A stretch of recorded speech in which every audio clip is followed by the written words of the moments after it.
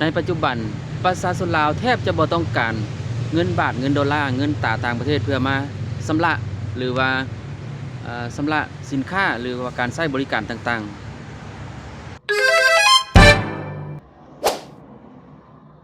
สบายดีทุกท่านเนาะมื้อนี้สิขอมาวิเคราะห์แบบ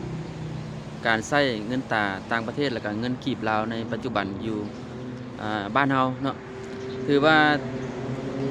ประชาชนลาวสิว่าใช้ในปัจจุบันเนาะถือว่าเกือบบ่ต้องการเงินตราต่างประเทศโดยเฉพาะเป็นเงินบาทที่จะมาชำระค่าสินค้าหรือว่าค่าบริการต่างๆในบ้านเฮาอันนี้วิเคราะห์แบบบ้านๆได้ขออนุญาตวิเคราะห์แบบบ้านๆเฮาเนาะบ่ได้เอาข้อมูลจากบ่อนอื่นจากอันโซเชียลจาก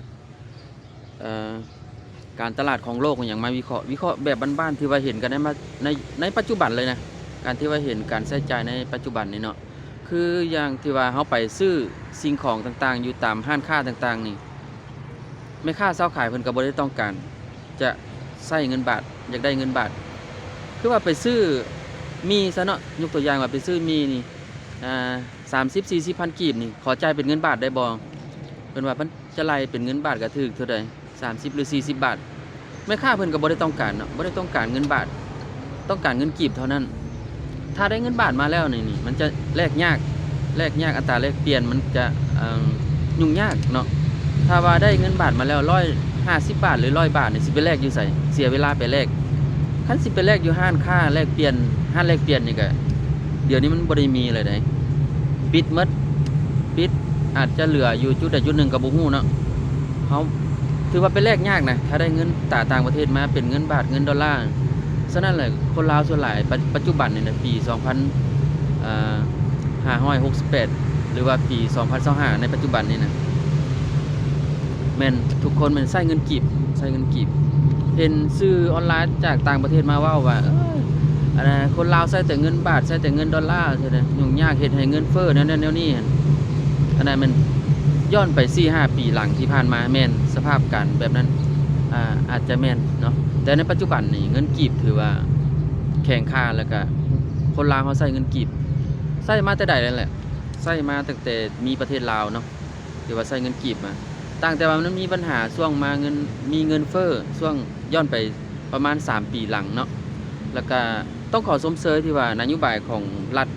ที่วางแผนออกมานโยบายที่ว่าเห็นผลแท้ๆที่ว่าค่อยเห็นแล้วค่อยเป็นประชาชนคนหนึ่งนี่ก็คือเพิ่นวางแผนให้ปิดกิจการห้างค้าแลกเปลี่ยนทั่วไปที่ว่ามันมีหลายเกินไปห้างค้าแลกเปลี่ยนไผอยากแลกอยู่ไสก็ได้ไปเอาเงินอยู่ไสมาแลกเงินตราต่างประเทศไปซื้อไปใช้จ่ายในห้างค้าอย่างก็ซื้อ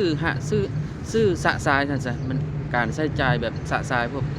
เอาเงินตราต่างประเทศมาใช้จ่ายแบบสะสายมันก็เลยเกิดปัญหา1เงินเฟ้อสินค้าแพงแล้วก็ประชาชนทั่วไปนี่เดือดร้อนเนาะแต่มาตกมาปัจจุบันนี่ถือว่าดีขึ้นหลายดีขึ้นเนาะคนลาวแทบจะบ่ต้องการเลยเงินบาทเงินหยังบ่เชื่อไปถามเบิ่งเนาะตามที่ว่าเฮาใช้ชีวิตปัจจุบันนี่แม่นเฮาบ่ได้ต้องการเงินบาทเลยบ่ต้องการเงินบาทไปห้างค้าคือยกตัวอย่างเนาะค่อยที่ว่าค่อยรับใช้บริการเนาะมีลูกค้ามาว่าขอชำระเป็นเงินบาทได้บ่อันนี้50,000กีบนี่ชำระได้แต่ว่าเขาจะไล่เรทเงินต่ำเลยถ้าว่าได้มาเนาะ70-80 บาทนี่เขาสิไปแลกอยู่ไสถ้าเขาหับเงินบาทมาแล้วมันไปแลกยากไปแลกยากฉะนั้นเลยก็เลยบ่ต้องการเงินบาทเลย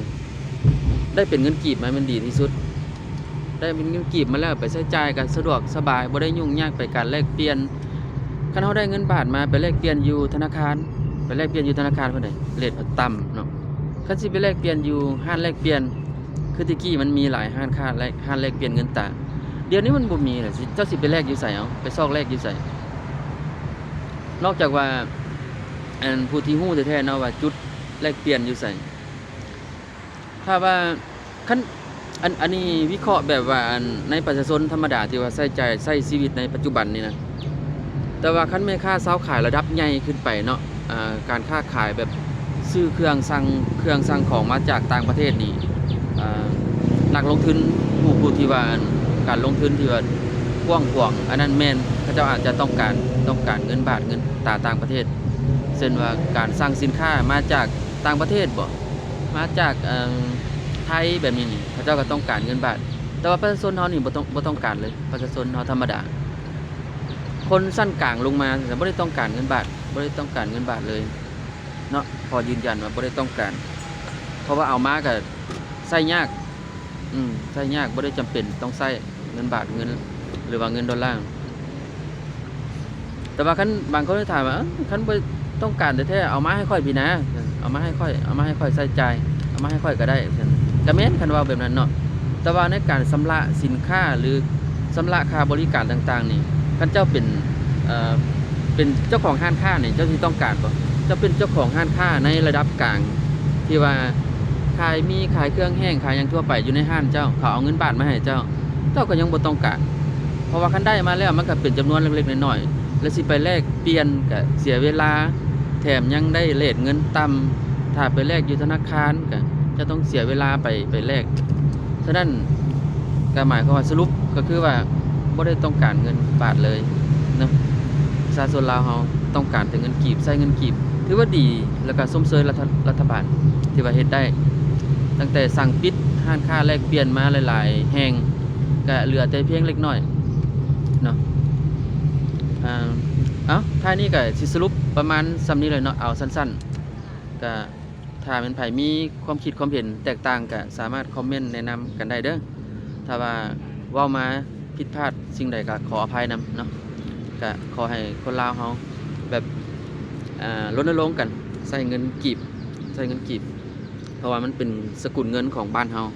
แล้วก็เดี๋ยวนี้มันบ่ค่อยมีปัญหาเรื่องเงินเฟ้อเรื่องอะไรหยังเนาะใช้จ่ายสะดวกสบายใช้เงินกีบก็ขอขอบใจเนาะพบกันใหม่ในโอกาสหน้าสำบายดี